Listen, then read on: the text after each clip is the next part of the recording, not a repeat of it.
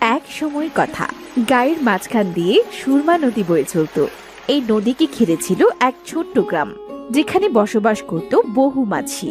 তাদের জীবনের মূল উপার্জন ছিল নৌকা চালিয়ে মানুষকে এক প্রান্ত থেকে আরেক প্রান্তে নিয়ে যাওয়া।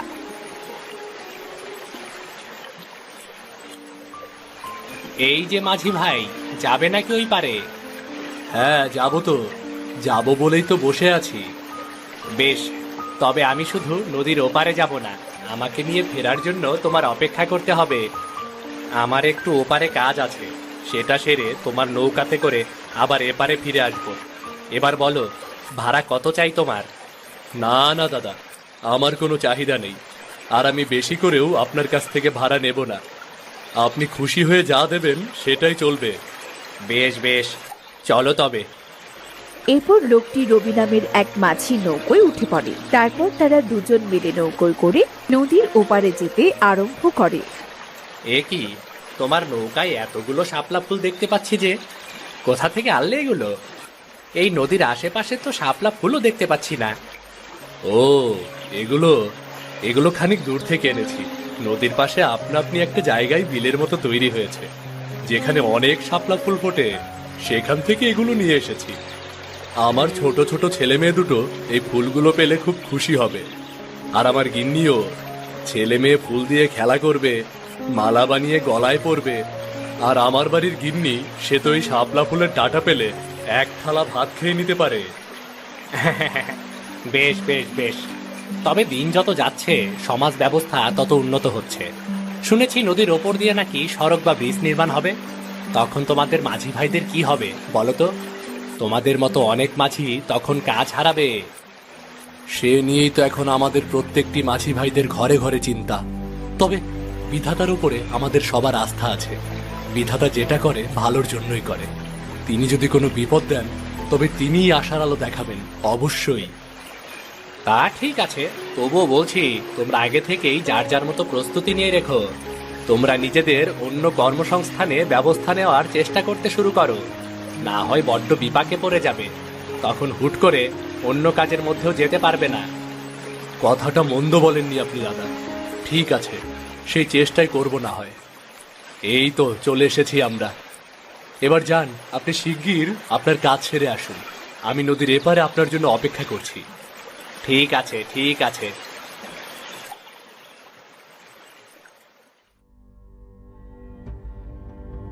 দীপু, শিলা, কোথায় গেলি রে তোরা? খাবার পেরে বসে আসছি যে, আর কতক্ষণ তোদের জন্য অপেক্ষা করতে হবে বলতো? আমার কি আর কোনো কাজ কাম নেই নাকি? হ্যাঁ, এই তো মা, রাগ করছো কেন? আমরা তো চলেই এসেছি। হ্যাঁ মা, এই দেখো আমরা লক্ষ্মী ছেলে মেয়ের মতো চলে এসেছি। দাও তো, খেতে দাও এখন। খেতে দেব কি? খাবার বেড়ে নিয়েই তো বসে আসছি সেই কখন থেকে। এবার আর কথা না বাড়িয়ে তাড়াতাড়ি বসে পড়। কিন্তু মা, আজ বাবা বাড়িতে আসবে না? রোজ এই সময় তো বাবা বাড়িতেই চলে আসে খাবার জন্যে। কি জানি, আজ হয়তো কোনো ভাড়া পেয়ে নদীর ওপারে গেছে, তাই হয়তো আসতে একটু দেরি হচ্ছে। তোরা খেয়ে নে, তোদের বাবা আসলে তারপর তাকে খেতে দেব। ও মা, আজ তো দেখছি তুমি রুই মাছ রান্না করেছো মা। এই মাছ তো আমার খুব পছন্দের মাছ। হ্যাঁ রে বাবা, আমি জানি তো এটা তোদের পছন্দের মাছ। আর তাছাড়া তোর বাবা তো সবসময় চেষ্টা করে তোদের পছন্দ মতো খাবার মুখে তুলে দেবার জন্যে। তবে লোকের মুখে যা কথা শুনছি, তাতে মনে হয় ভালো মন্দ আর বেশি দিন আমাদের কপালে জুটলে হয়। কেন মা, আমাদের কপালে খাবার জুটবে না কেন? তোরা তো এখনো বাচ্চা মানুষ, ওসব বুঝবি না তোরা। এবার আর কথা বাড়াস না তো বাপু, খেয়ে নে দেখি।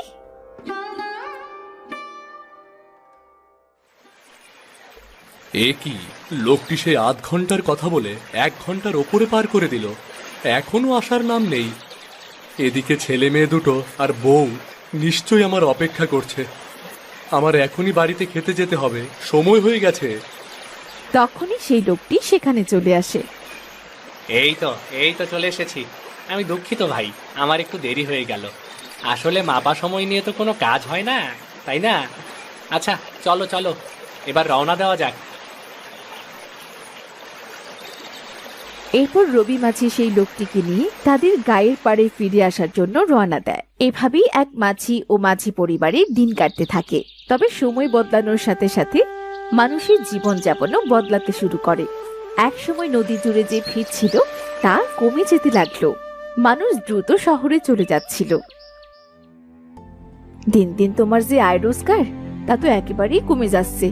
ঘরে আর অল্প কিছু চাল ডাল আছে, ওগুলো ফুরিয়ে গেলে কি করব বলো তো? রোজকের মতো চাল ডাল কিনে কি পোষাতে পারবো? আমাদের কথা না হয় বাদই দিলাম, কিন্তু ছেলে মেয়ে দুটো, ওদের তো 3 বেলার মধ্যে অন্তত 1 বেলা খাওয়াতে হবে নাকি? সেই সব চিন্তা তো আমার মাথাতেও ঘুরপাক খাচ্ছে বউ, কিন্তু কি যে করি সেটাই তো ভেবে পাচ্ছি না। মানুষের জীবনযাত্রার মান উন্নয়ন হয়েছে ঠিকই, কিন্তু আমাদের মতো নদীর মাঝিদের জীবন একেবারে কঠিন হয়ে গেল। শহর থেকে গ্রামে যাওয়ার জন্য নতুন সড়ক তৈরি হওয়ায় নৌকার চাহিদা যেন হঠাৎ থেমে গেল। দিন দিন নৌকার ভাড়া পাওয়া কঠিন হয়ে পড়েছে। তাহলে আমাদের মতো মাঝিদের আয় রোজগার হবে কি করে বলো? সে তো বুঝলাম, কিন্তু এইসব বলে তো বসে থাকলে চলবে না। পেটের দায়ে কিছু না কিছু তো একটা ব্যবস্থা করতেই হবে। সে হ্যাঁ, তুমি চিন্তা করো না বউ, আমি কিছুর একটা ব্যবস্থা করবই। এরপর কেটে যায় বেশ কিছুদিন। দিন যত যায় প্রত্যেকটি মাছির ঘরে ঘরে অভাবের পরিমাণ ততই বাড়তে থাকে। আজও কোনো যাত্রী নেই। জীবন কি এভাবে চলে যাবে নাকি? যাত্রী না এলে যে আমাকে আমার ছোট্ট পরিবারকে নিয়ে না খেয়ে মরতে হবে। বাড়িতে চাল ডাল কোনো আনাজপাতি কিচ্ছুটি নেই। বউ আমার বাড়ি থেকে বের হওয়ার আগে বারবার বলে দিয়েছে যেন কোনো মতে আমি খালি হাতে না ফিরি। বিধাতা, তুমি আমায় একটা যাত্রী পাইয়ে দাও, অন্তত একটা যাত্রী পাইয়ে দাও আজকের মতো।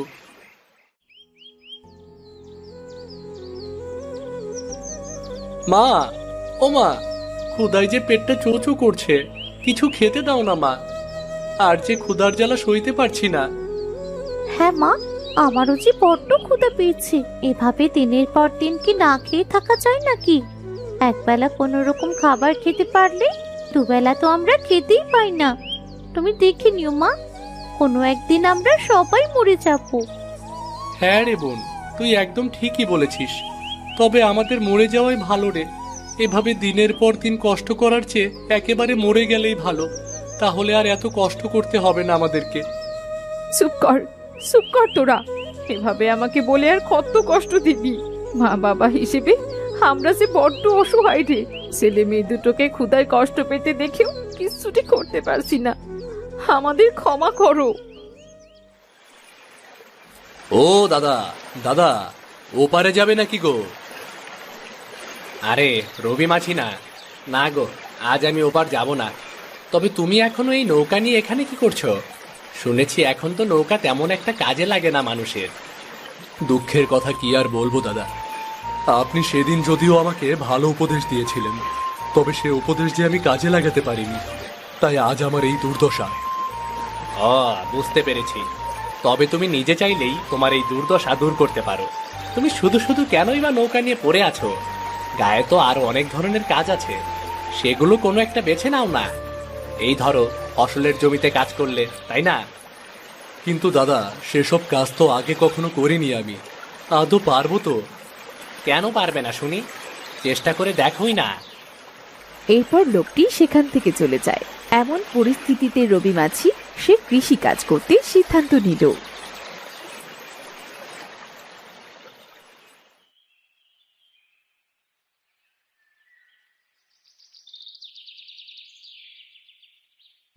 জমিদার বাবু, আমায় আপনি দয়া করে আপনার মাঠের জমির যে কোনো একটা কাজ দিয়ে দিন না। আমি পারিশ্রমিকের বিনিময়ে সব কাজ করতে রাজি আছি। রবি, তুমি তো এতদিন মাঝি ছিলে, আজ হঠাৎ কৃষকের কাজ করতে চাইছো? তা তোমায় দিয়ে এসব হবে নাকি? কেন হবে না জমিদার বাবু, আমি পারবো। আমার ছেলে মেয়ে দুটোর মুখের দিকে তাকিয়ে হলেও আমার সব কাজ পারতেই হবে। বেশ বেশ, আমার পূর্ব দিকের মাঠে কিছু নতুন বীজ রোপণ করা হয়েছে, সেগুলো সময় মতো সার দিতে হবে। আমার গুদাম ঘরে সব ধরনের সার রাখা আছে, ওখান থেকে সার জমিতে দিয়ে দিও, কেমন? আপনাকে অনেক ধন্যবাদ জমিদার বাবু, আমাকে কাজের সুযোগ দেওয়ার জন্য। আপনি কোনো চিন্তা করবেন না, আমি আপনার জমিতে ঠিকঠাক সার দিয়ে দেব।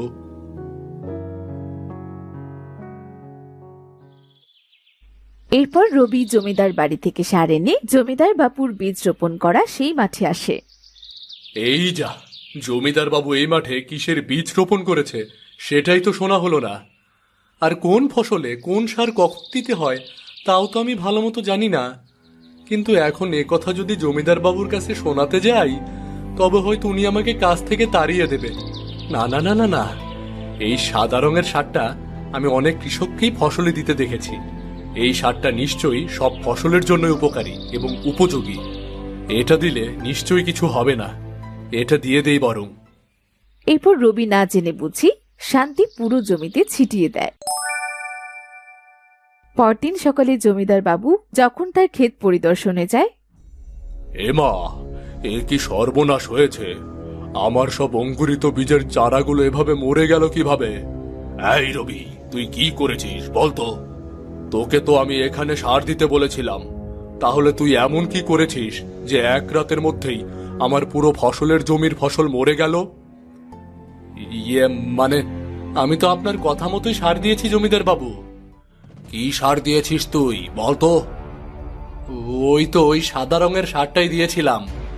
হতচ্ছাড়া, তুই কিছু না জেনে না বুঝে এমন ভাবে সর্বনাশটা করতে পারলি। এক্ষুনি বিদায় হ আমার সামনে থেকে। আর কোনোদিন কোনো কাজের বাহানায় আমার সামনে তুই আসবি না। তোকে যেন না দেখি আমি, বলে দিলাম। এরপর রবির ভুলের কারণে রবিকে জমিদার বাবু কাজ থেকে দূর দূর করে তাড়িয়ে দেয়। তারপর সে কিছু একটা ভেবে বাজারের দিকে যায়।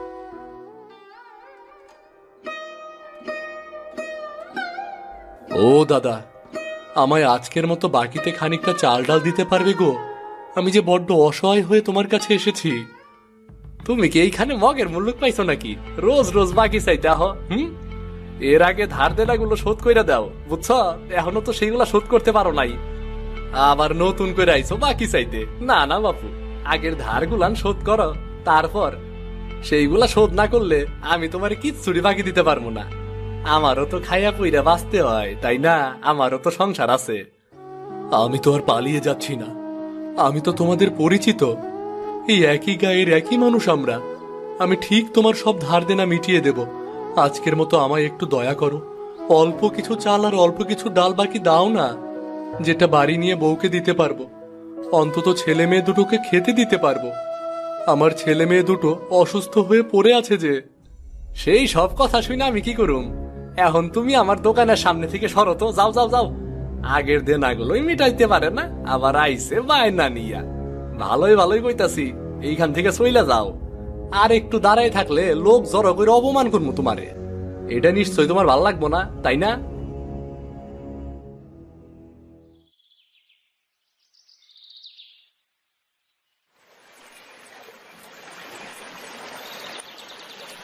অসহায় রবি আবারও নৌকোতে গিয়ে বসে। কোনো দিশে না পেয়ে নৌকা বেয়ে কোথায় যেন চলে যেতে থাকে। অনেকটা সময় পর আকাশে অন্ধকার কালো ছায়া নেমে আসে। রাত হয়ে যায়। ক্লান্ত রবি কখন যে ঘুমিয়ে পড়ে সে নিজেও সেটা বুঝতে পারে না। হঠাৎ এক সময় তার ঘুম ভেঙে যায়। ঘুম ভাঙতেই সে দেখতে পায় সে মাঝ নদীতে নৌকোয় একা।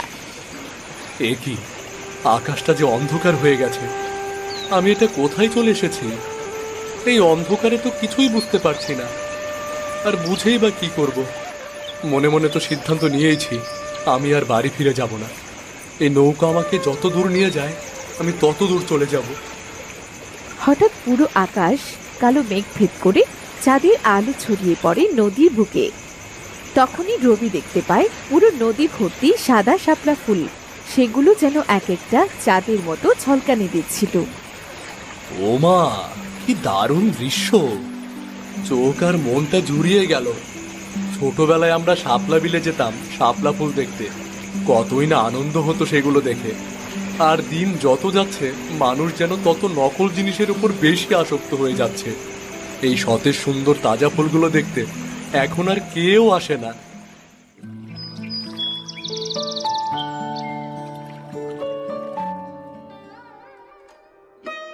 কি গো, কাল সারা রাত তুমি কোথায় ছিলে?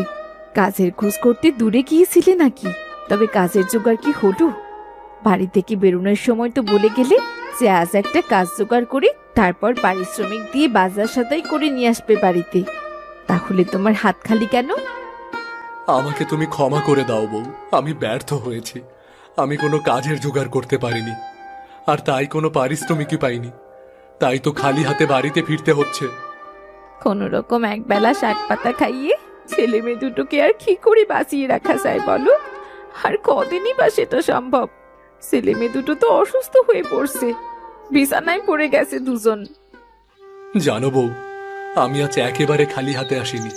এই দেখো, একটা জিনিস নিয়ে এসেছি। এই বলে রবি একটা কাচের শিশি বার করে আর তার বউকে দেখায়। এটা কি গো? কি আছে এই শিশিতে? ছেলে মেয়েদের জন্য কি ওষুধ এনেছো? হ্যাঁ, ওষুধই বলতে পারো। তবে শুধু ছেলে মেয়ের জন্য না, আমাদের জন্য। এভাবে তিলে তিলে দিনের পর দিন মরার চেয়ে একেবারে মরে যাওয়া ভালো। তাই আজ আমি দোকান থেকে বাকি করে বিষ কিনে নিয়ে এসেছি। চলো, আমরা চারজনে মিলে একসাথে বিষ পান করে চিরতরে আমরা প্রাণ বের করে দিই। তাহলে প্রাণও থাকবে না, আর কষ্টও থাকবে না। প্রথমে ভেবেছিলাম একাই নিজের প্রাণটা বের করে দেব, তারপর ভাবলাম তোমাদেরকে এই অভাগা জীবনের মধ্যে রেখে কি লাভ, তোমাদেরকেও সঙ্গে নিয়ে যাই। তুমি কি পাগল হয়ে গেলে নাকি? কি বলছো এসব পাগলের মতো? তখনই পাশের বাড়ির এক মহিলা থালায় করে কিছু খাবার নিয়ে রবিদের বাড়িতে আসে। এভাবে কেঁদো না তোমরা, তোমাদের দুঃখের কথা আমরা সবাই জানি। এই নাও মিতা, এই খাবারগুলো তোমার ছেলে মেয়ে দুটোকে খাইয়ে দাও। আমরা তো কৃষক মানুষ, তেমন ভালো অবস্থা তো আমাদের নেই যে রোজ রোজ তোমাদের সাহায্য করব। যদি সম্ভব হতো তাহলে তাই করতাম। ও হ্যাঁ রবি দাদা, তোমার জন্য একটা ভালো খবর আছে। তোমার দাদা বাড়ি এসে বলল নদীর পাড়ে নাকি শহর থেকে দুজন লোক এসেছে। তারা তোমার নৌকোয় করে দাঁড়িয়ে মাছির খোঁজ করছিল।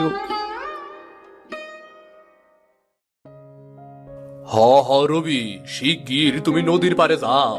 তোমার কপাল একবারে খুলতে শুরু করছে। শহর থেকে একে একে 2-4 জন লোক আইতাছে। তারা নৌকা কইরা নৌকায় ভবনে যাইতে চায়। তুমি শিগগির সেইখানে যাও, দেখো তারা কি করতাছে, যাও। সত্যি বলছো দাদা? তাহলে আমি এক্ষুনি যাচ্ছি নদীর পারে। আর মিতা, তুমি আপাতত এই খাবারগুলো ছেলে মেয়ে দুটোকে খাইয়ে দাও। আর সত্যি যদি আজ আমার নৌকাতে যাত্রী আসে, তবে 2-4 পয়সা নিশ্চয়ই আয় রোজগার হবে। তখন আমি খাবার কিনে নিয়ে আসবো।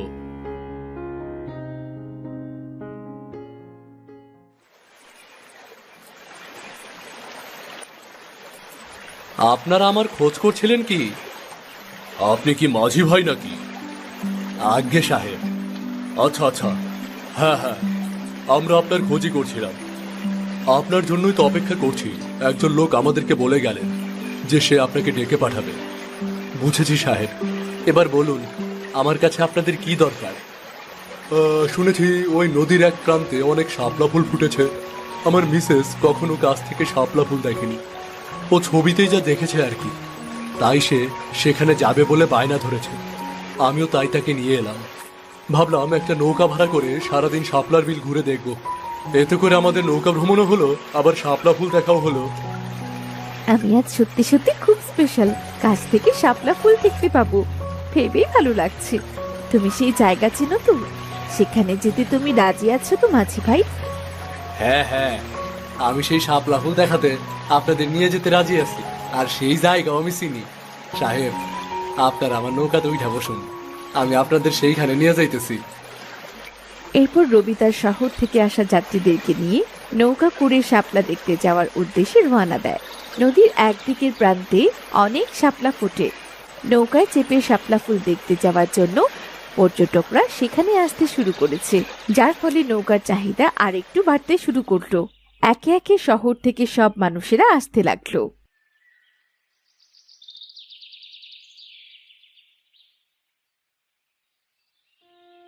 বউ বউ, এই দেখো, ছেলে মেয়ের জন্য আমি রুই মাছ নিয়ে এসেছি। এক্ষুনি এটা কেটে রান্না করো।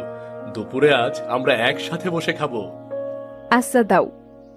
দেখ বোন, আজ কতদিন বাদে আমাদের পছন্দের রুই মাছ এসেছে বাড়িতে। আজ আমরা অনেক মজা করে খেতে পারবো।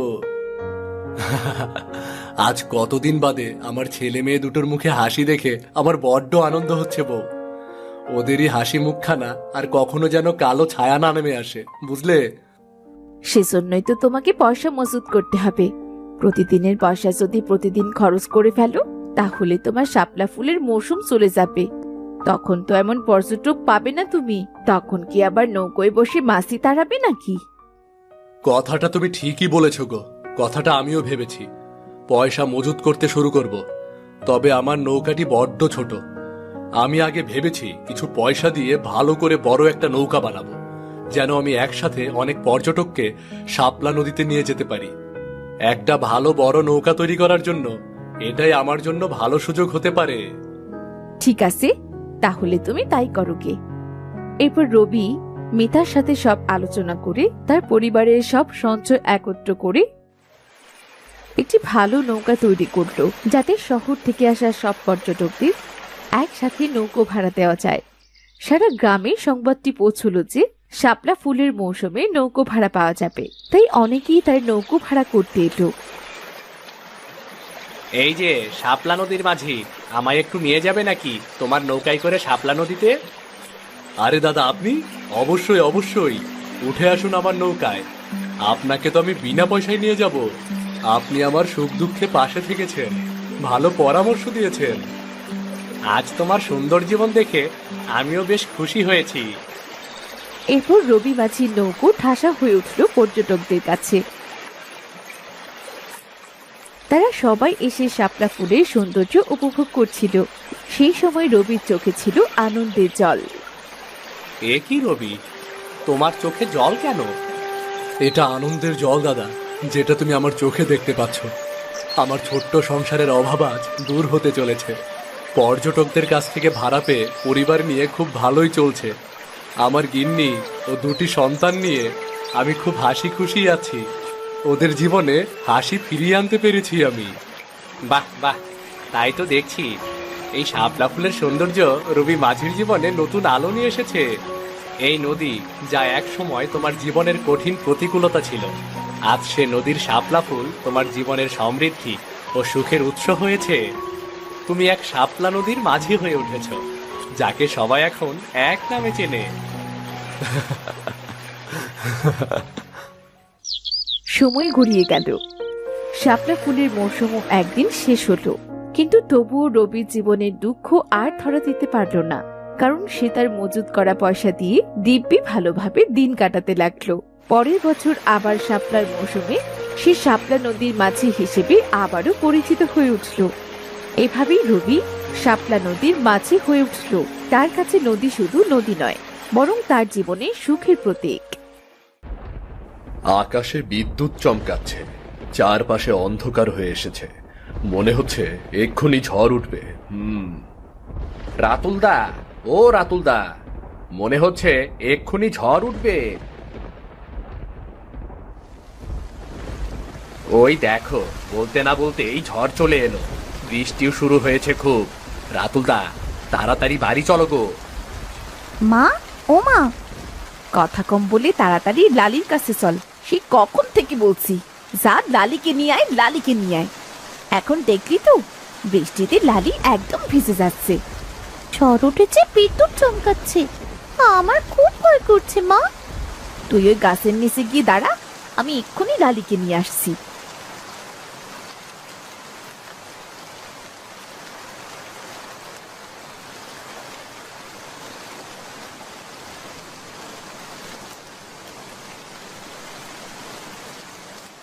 মিতু, তাড়াতাড়ি করে ঘরে যা, এই বৃষ্টিতে ভিজে জ্বর আসবে তোর।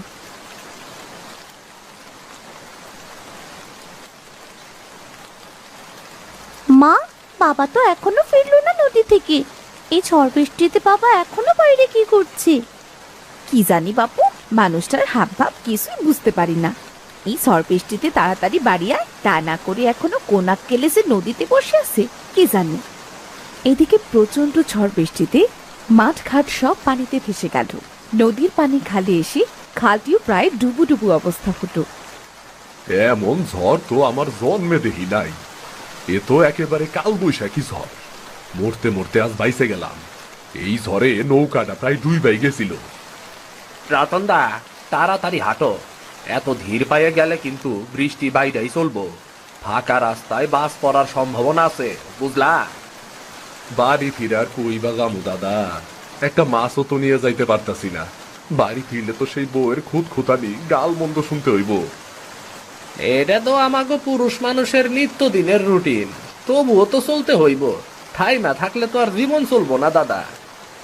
হ দাদা, আমাগর মতো গরিব মানুষের কত কিছুই হজম করতে হয়। তারা দুজন কথা বলতে বলতে হাঁটতে লাগলো। খিদে মেয়ে, আর কত সময় এভাবে ঝড়ের ভেতর বাইরে থাকবি শুনি? চল তো এবার ঘরে চল, কেমন ঠান্ডা হাওয়া বইছে দেখেছিস? কিন্তু মা, বাবা কি আজ বাড়ি ফিরবে না? বাবা কখন বাড়ি ফিরবে মা? সে আমি জানি না বাপু, লোকটাকে দিয়ে আজ পর্যন্ত কোন কাজ হয়েছে শুনি? এই সংসারে এসে ধরে কষ্ট আর কষ্ট। সেসব কথা বাদ দে, আয় তো এবার ঘরে আয় দেখি। মা, ওই দেখো বাবা আসছে। ও ও বাবারে, ও বাবারে বাবা, কি ঠান্ডা! তোমরা এই ঝড়ের ভেতরে বারান্দায় দাঁড়িয়ে কি করতাছ? তোমার চেহারা দেখবো বলে দাঁড়িয়ে আছি। বলি দেখেছো সে হঠাৎ বৃষ্টি শুরু হয়েছে? তা এত সময় কোথায় ছিলে? চিন্তায় ঘরে পর্যন্ত দাঁড়াতে পারছি না। আর বইল না গিন্নি, মাছ নদীতে নৌকা নিয়ে গেলাম মাছ ধরতে, হঠাৎ করে শুরু হলো ঝড় বৃষ্টি। আর তো কিনারে আসতে পারি না, মরতে মরতে আজ বাইসে ফিরছি। আমি জানতাম বাবা ঠিক বিপদে পড়েছে। বাবা, তোমায় কতবার করে বলেছি তুমি বেশি সময় বাইরে থেকো না। আসলে আমার মায়ের কথাটা না শুই না, খুব বড় ভুল হইয়া গেছে। প্রতিবারই তুমি এমনই বলো।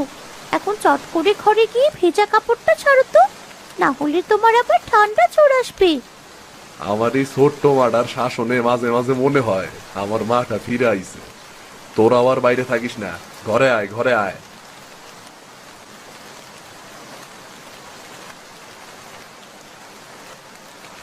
ইস, আমি তো ভুলেই গিয়েছিলাম যে ঘরের চালা দিয়ে পানি পড়ে। পানি পড়ে ঘরের ভেতরটা কি হলো দেখো দেখি। মিতু, এই মিতু। হ্যাঁ মা, বলো। তাড়াতাড়ি একটা বড় পাত্র নিয়ে আয় তো, এখানে কিছু না রাখলে আর ঘুমোতে পারবো না।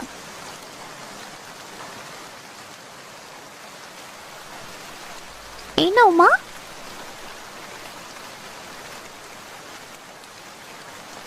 এইবার খেতে বস তোরা, অনেক বেলা হয়ে গেছে।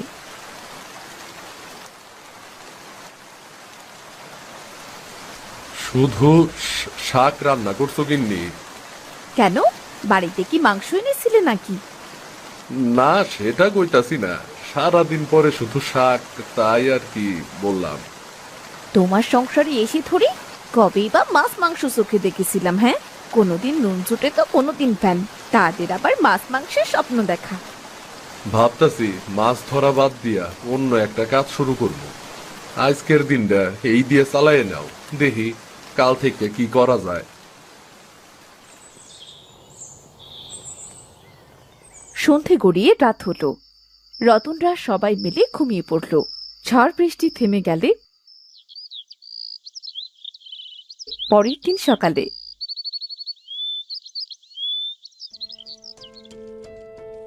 মিতু, এই মিতু, তোর বাবাকে ডেকে দে তো। এত বেলা হলো, লোকটার ওঠার তো কোনো নাম গন্ধই নেই। বাবাকে তো সেই কখন থেকে ডাকছি।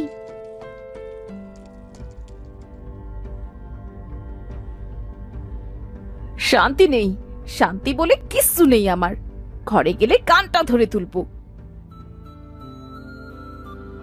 তার আর দরকার নাই গো গিন্নি, আমি নিজেই উইটাইছি।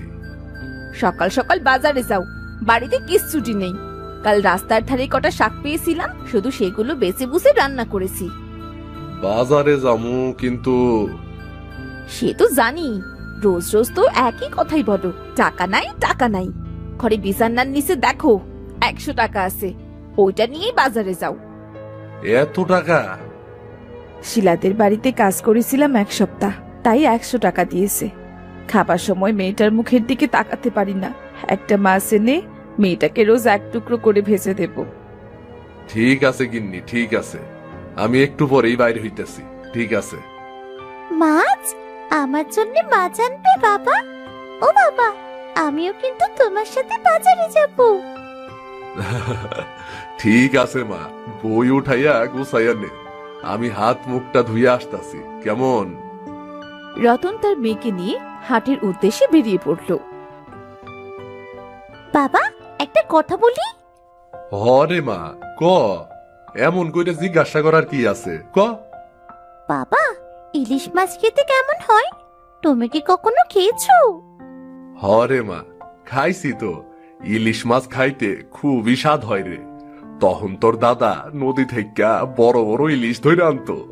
আমার বাবা একটু রাইত কইরাই ফিরতো মা। সেই রাইতে আমার মা মাছগুলা কাইটে ধুয়ে রান্না কইরা আমাগর ঘুম থেকে জাগাইয়া খাইতে দিত। কত আনন্দ ছিল সেই দিনগুলি, আহ। সত্যি বাবা, তোমার কথা শুনে তো আমার এক্ষুনি খুব খুশি লাগলো। জানো বাবা, রাকিব বলেছিল ওর বাবা নাকি রোজ নদী থেকে ইলিশ ধরে আনে। ওর নাকি ইলিশ খেতে ভালো লাগে না। তুমিও তো নদীতে মাছ ধরো বাবা, তাহলে তুমি কেন ইলিশ পাও না? ওর বাবার জালটা অনেক ভালো রে মা, কিন্তু আমার জালটা ভালো না। অমন সেরা জালে রোজ 2-1টা মাছ বাঁধে, এটাই অনেক।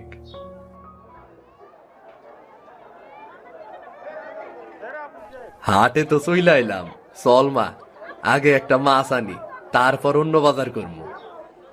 বাবারে, ইলিশ মাছটা আমায় দাও বাবা। বুড়ো যে খুব অসুস্থ, সে শখ করে ইলিশ মাছ খেতে চেয়েছে। আরে কানের কাছে এত ঘ্যানর ঘ্যানর করো কেন ও বুড়ি? একটা ইলিশ মাছের দাম জানো কত? তোমার ওই 50 টাকায় কোন ইলিশ মাছ হইব না। আইসে ইলিশ মাছ কিনতে। না হলে মাছটি কেটে আমায় 50 টাকায় যে টুকরো হয় ওইটুকুই দাও বাবা। বলি, এইখান থেকে যাবা নাকি ঘাড় ধাক্কা দিয়ে বাইক করে দিব? না না থাক, আমি চলে যাচ্ছি। কষ্ট করে আমার ঘর পর্যন্ত আসতে হবে না তোমায়।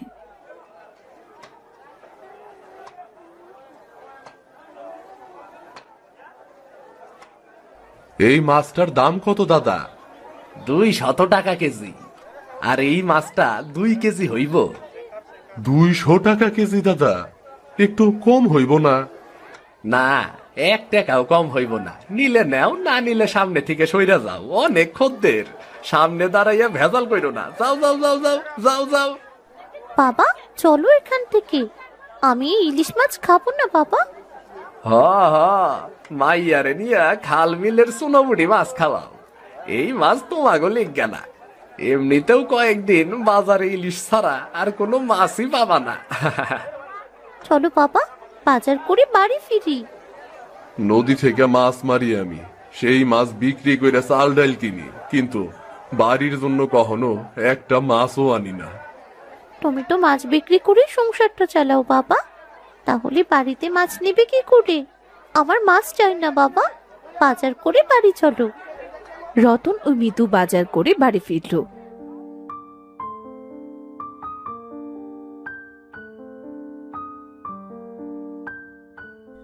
মা, এসেছিস মা? তা এত দেরি হলো কেন? মাছ এনেছিস? না মা, আজ হাটে সব ইলিশ মাছ উঠেছে। ইলিশ মাছের তো অনেক দাম। এত দামের মাছ বাবা কিনবে কি করে বলো? ও তাই বুঝি। থাক মা, আজ মাছ আনেনি তো কি হয়েছে? আজ আমাদের হাসি ডিম পেরেছে, তোকে হাসির ডিম রান্না করে দেব। আচ্ছা ঠিক আছে মা, এখানে বাজারটা থাকলো। কাল খুব বৃষ্টি হইছে, তাই তো আজ সারা বাজারে ইলিশ আর ইলিশ। কাল একবার মাছ নদীতে যেয়ে দেখমু কোনো ইলিশ পাই কিনা। সৃষ্টিকর্তা আমাদের এত দরিদ্র করে পাঠিয়েছে যে নিজেদের শখ আহ্লাদটুকু পূরণ করতে ব্যর্থ আমরা। আমি আমার সবটুকু পরিশ্রম দিয়ে চেষ্টা করি গিন্নি, তোমাকে দুমুঠো খাবার দেওয়ার জন্য, কিন্তু হ্যাঁ, সেটা আমি জানি। এতে তোমার কোনো দোষ নেই।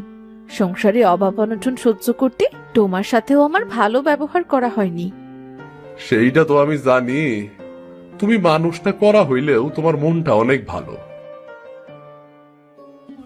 পরের দিন সকালে রতন সকাল সকাল তার ছেঁড়া জালটি নিয়ে নদীর উদ্দেশ্যে বেরিয়ে পড়ল।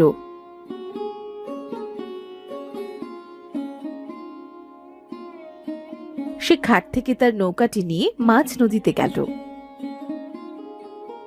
নদী, কেউ না জানুক, তুই তো জানোস কয়টা মাছের লিগা রোজ তোর কাছে কত আকুতি মিনতি করি আমি। মাইয়াটা ইলিশ মাছ খাইতে চাইছে, তুই আজ আমারে একটা ইলিশ মাছ দে নদী, একটা ইলিশ মাছ দে।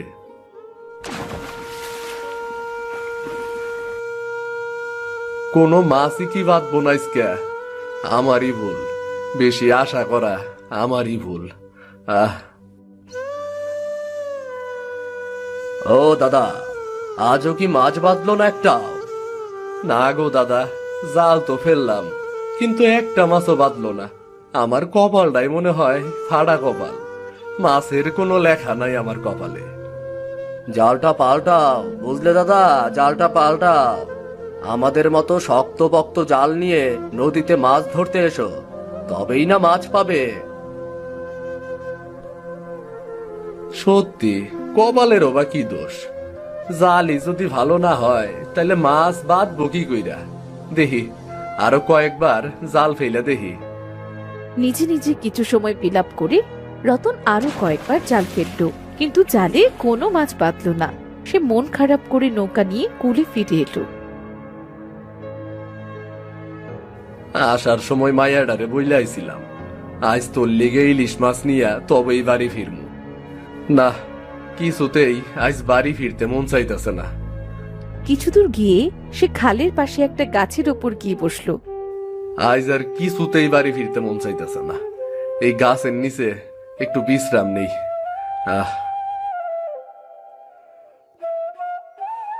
মাইয়াডার আবার কি হইল? এই দিকে ও কি করতে আইছে? তুমি এখানে বসে আছো, নদীতে মাছ ধরতে যাওনি বুঝি? আজ কি কাল থেকে মাছ ধরবে নাকি? মাইয়াটা তো ভালো কথা মনে করাইয়া দিল। খালে একবার তো জাল ফেলতে পারি। কাল তো বৃষ্টি হইছে, নদীর পানি খালে আইসা পড়ছে। একবার কি জাল ফালাইয়া দেখবো নাকি? ও বাবা, কই হারালে? আমি যে তোমার সামনে, তুমি কি আমায় দেখতে পাচ্ছ না? আরে দেখছি তো, পাগলি মাইয়া আমার। ওইদিকে কই যাস? তোমার কাছেই তো যাচ্ছিলাম। মা বলল তুমি নদীতে মাছ ধরতে গেছো, আমার জন্য বড় দেখে ইলিশ আনবে, তাই নদীর দিকেই যাচ্ছিলাম। কিন্তু তুমি তো এই খাল পাড়ে বসে আছো বাবা। কি কমু মাইয়াডারে, এ কেমন যন্ত্রণা, বুকের ভেতরটা কেমন দুমরাইয়া মুসরাইয়া যাইতাছে। কি হলো বাবা, কথা বলছো না যে? তুই এইখানে একটু দাঁড়া মা, আমি এই খালে একবার জালটা ফালাইয়া দেখি, যদি মাছ পাই তারপরে না হয় আমি আর তুই নদীতে যাব, কেমন? ঠিক আছে বাবা, তুমি তাড়াতাড়ি জাল ফেলে দেখোই না। ও সৃষ্টিকর্তা, আমার দিকে একটু তাকাও, একটু তাকাও। আচ্ছা, আমার দিকে না তাকাইলা, আমার মাইয়ার দিকে তাকাই হইলেও একবার আমারে খালি হাতে ফিরাইও না। দয়া করো, দয়া করো, দয়া করো আমার উপর। রতন জাল ফেলে টান দিতেই জালটি কেমন ভার ভার অনুভব করলো। বাঁচছে, মনে হইতাছে বড় বড় কোনো মাছ বাঁচছে রে। জালটা অনেক ভারী ভারী মনে হইতাছে। জোরে টান দাও বাবা, জোরে টান দাও। ইলিশ মাছ, এত বড় ইলিশ মাছ! মিতুমা, মিতুমা, দেখ মা, কত বড় ইলিশ মাছ! বা, তোর ইলিশ মাছ খাওয়ার ইচ্ছা পূর্ণ হইয়া গেল রে মা। বাবা বাবা, এত বড় ইলিশ মাছ! এই খালি ইলিশ মাছ কোথা থেকে এলো বাবা? কাল বৃষ্টির জলে ভাইসাইছে রে মা, কাল বৃষ্টির জলে ভাইসাইছে। মিলন, মিলন, দেখো দেখো, রতন কত বড় মাছ পেয়েছে। কি মাছ পেয়েছে চলো তো দেখে আসি। আরে, এটা তো ইলিশ মাছ। কি গো রতনদা, এত বড় ইলিশ কোথায় পেলে? কই আর পামু দাদা, ওই খালে পাইছি। এত বড় ইলিশ মাছ খালে পাইছ? হ্যাঁ রে স্বপন, তাড়াতাড়ি চল, জালটা ফেলি, নিশ্চয় ওইখানে অনেক ইলিশ আছে। চল চল। খাল থেকে এত বড় ইলিশ পাবার কথা একজনের কাছ থেকে অন্যজনের কাছে খুব দ্রুত ছড়িয়ে পড়ল। অনেকে মাছ ধরার জন্য খালের জাল নিয়ে ছিপ নিয়ে হাজির হলো।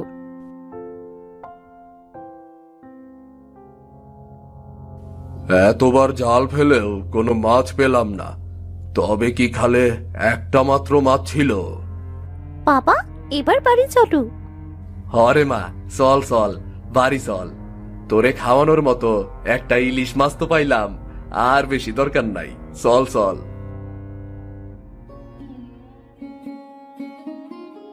তারা মাছটি নিয়ে বাড়ি ফিরলো। রত্না এত বড় ইলিশ মাছ থেকে খুব অবাক হলো। রতনের কাছে জিজ্ঞাসা করতেই রতন তাকে সব কথা খুলে বলল। সৃষ্টিকর্তা আমাদের নিরাশ করেনি গো, কত বড় একটা ইলিশ মাছের ব্যবস্থা করে দিল বলো তো। হগিন্নি, তাও অবশ্যই ঠিক। এত বড় মাছ আমরা একা খাবো নাকি? শোনো মাইয়ার কথা, একা ছাড়া আবার কয়জন রে সাথে নিয়ে খাবো? না বাবা, এ মাছ পিস করে কেটে বিক্রি করো। মাছের কিছু পিস বাড়ি রেখে বাদ বাকিটা বিক্রি করে এসো। তা কথা কিন্তু একবারে মন্দ কষ নাই রে মা, কিন্তু মাছের পিস কি বিক্রি হয় নাকি? হয় না তো কি বাবা, সেদিন হাটে দেখলে না, ওই যে বুড়ো ঠাকুমা কয় পিস মাছের জন্য কত মিনতি করছিল। তুমি যদি মাছগুলো পিস করে বিক্রি করো, তবে আমাদের মতো এমন অনেক গরিব মানুষ ইলিশ মাছ সহজেই কিনে খেতে পারবে। হ্যাঁ হ্যাঁ, মেয়েটা আমার ঠিক কথাই বলেছে। এত বড় ইলিশ একবারে না খেয়ে কিছুটা বিক্রি করে দাও। ইলিশ বিক্রির টাকা দিয়ে তুমি ভালো দেখে একটা জালও কিনতে পারবে। ঠিক কইছো গিন্নি, একদম ঠিক কইছো। তুমি বরং মাছ কাইটা দাও, আমি কিছু অংশ হাটে বিক্রি কইরা আসি, আর কিছু অংশ তুমি ঝাল ঝাল কইরা ঝোল রান্দা ফালাও। আমি মাছগুলো বিক্রি কইরা আইসা আজ সবাই মিলা একসাথে খামু, কেমন? খুব মজা হবে আজ। আজ আমি ইলিশ মাছ খাবো। কি মজা, কি মজা! ইলিশ ভাজা খেতে খুবই মজা।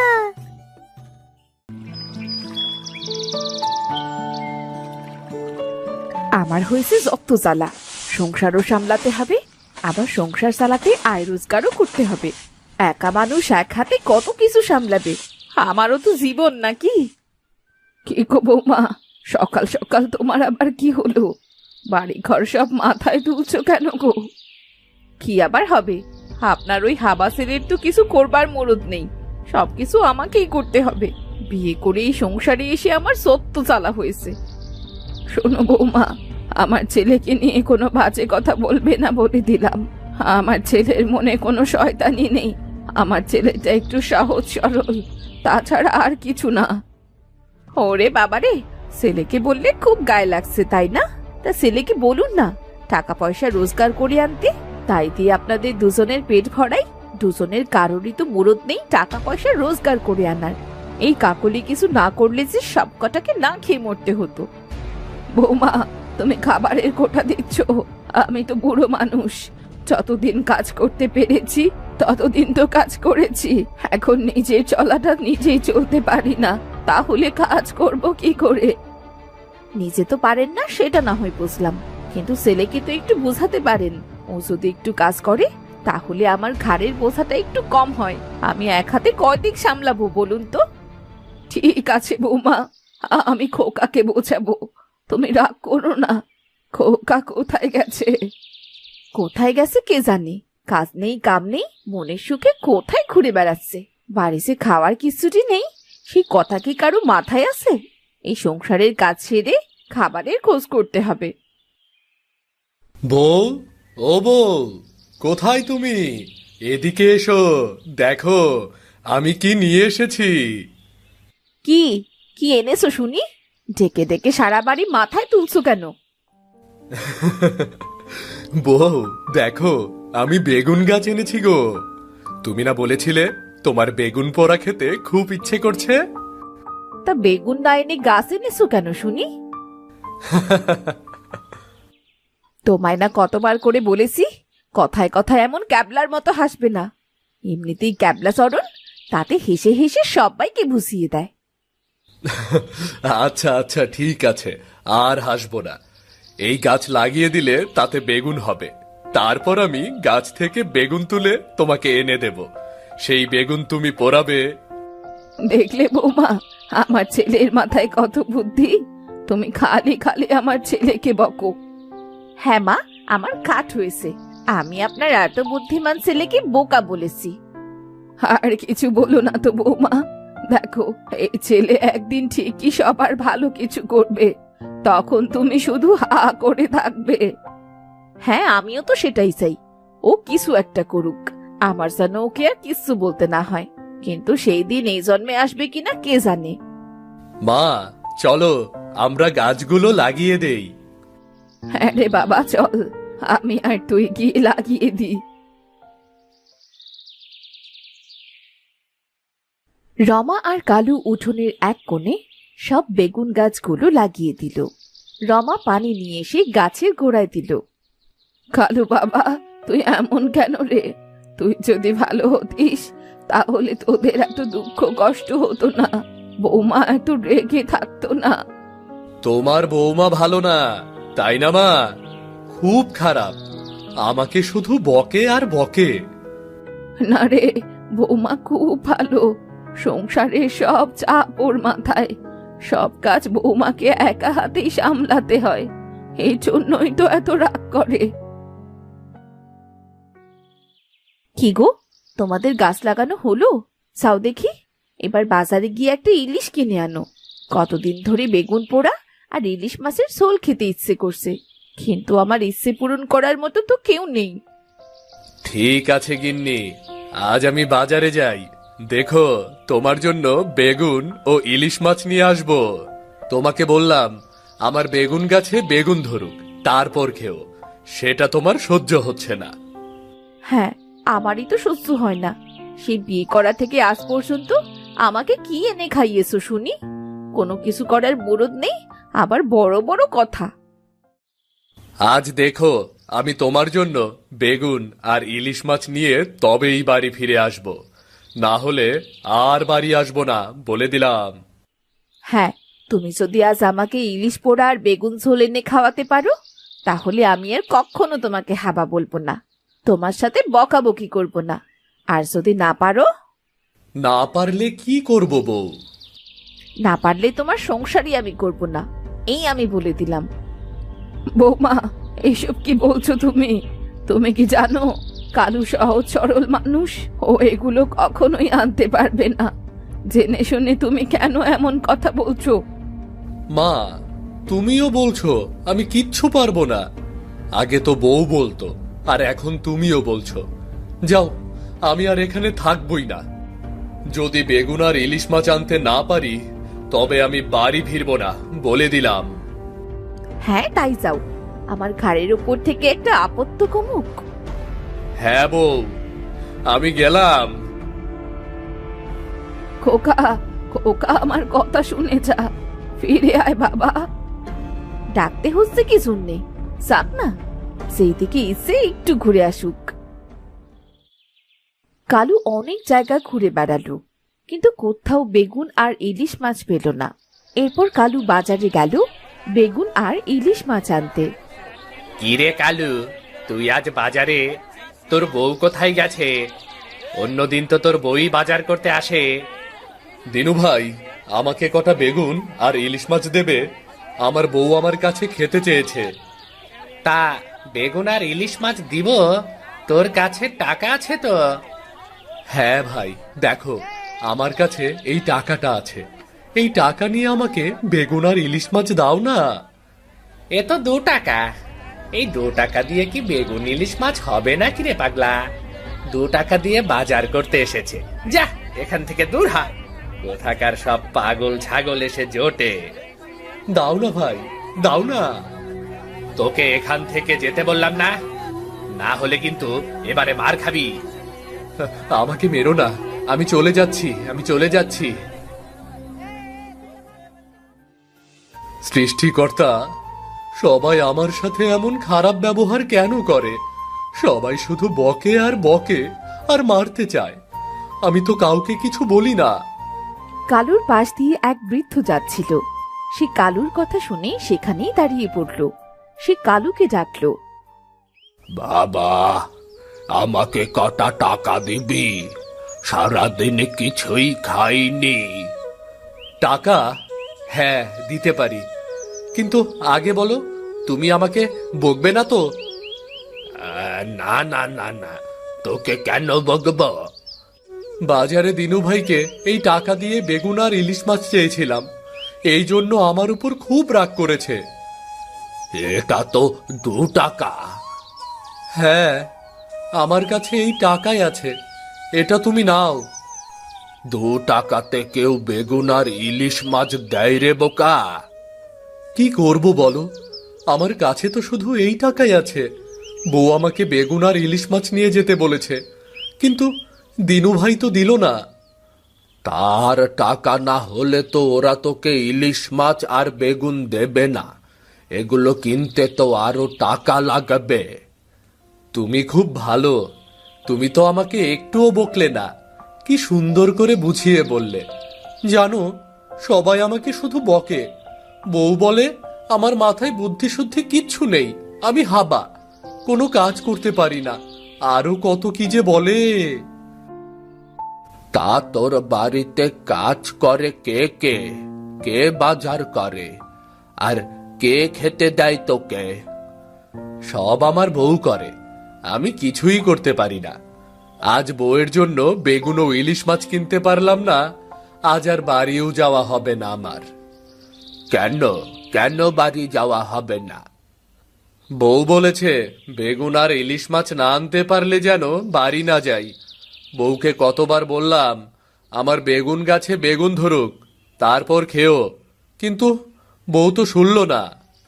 তোর বেগুন গাছ আছে? হ্যাঁ, আজ সকালেই কটা বেগুন গাছ লাগিয়েছি। ও, বুঝেছি বুঝেছি। এই নে, এই মাটিগুলো রাখ। এই মাটি দিয়ে আমি কি করব? এই মাটিগুলো তোর বেগুন গাছের গোড়ায় দিবি, অন্য কোথাও দিবি না। গাছের গোড়ায় দিলে দেখবি তোর মনের আশা পূরণ হবে রে পাগলা। কিন্তু বউ যা বলেছিল সেটার কি হবে? সেটাও হবে। তুই আগে গিয়ে আমি যেটা বললাম সেটা কর। যা, এবার বাড়ি ফিরে যা। ঠিক আছে, তুমি খুব ভালো, তোমাকে অনেক অনেক ধন্যবাদ। আমি তাহলে বাড়ি গেলাম। ঠিক আছে, দোয়া করি সৃষ্টিকর্তা তোর মঙ্গল করুক।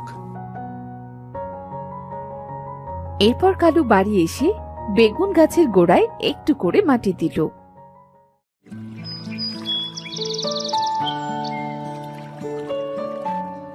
পরদিন সকালে রাগ করে মানুষটাকে তো কত কিছু বললাম, না জানি কোথায় আছে কি করছে, রাগের মাথায় না জানি কি বলে দিয়েছি।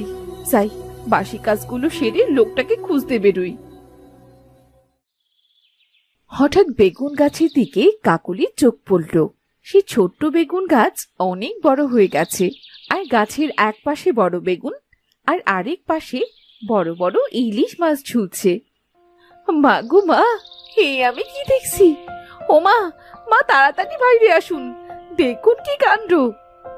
কি গো বৌমা, আজ তো আমার ছেলে নেই, তাহলে আজ অত চিল্লাচ্ছ কেন? দেখুন না মা, বেগুন গাছে বেগুন আর ইলিশ মাছ ঝুলছে। বাহ, কি সুন্দর মাছ আর কি সুন্দর বেগুন হয়েছে আমার গাছে। বউ, দেখেছো? হ্যাঁ গো, তাই তো দেখছি। কি বৌমা, তুমি তো আমার ছেলেকে কোনো দামই দাও না। দেখেছো, আমার ছেলে এক গাছে বেগুন আর ইলিশ মাছ ধরিয়েছে। মা, সব বৃদ্ধ বাবার জন্য, বৃদ্ধ বাবার জন্যই তো এমন হয়েছে গো মা। কোন বৃদ্ধ? কার কথা বলছিস? কি হয়েছে সব খুলে বলতো বাবা।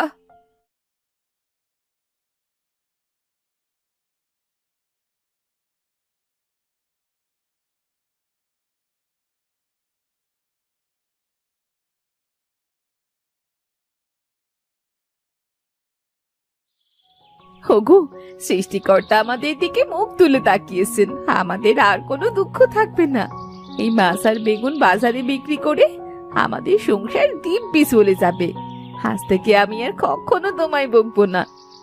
বউ, তাহলে আজ বেগুন পোড়া ও ইলিশের ঝোল রান্না করো, সবাই মজা করে খাবো আমরা। ঠিক আছে, এক্ষুনি করব।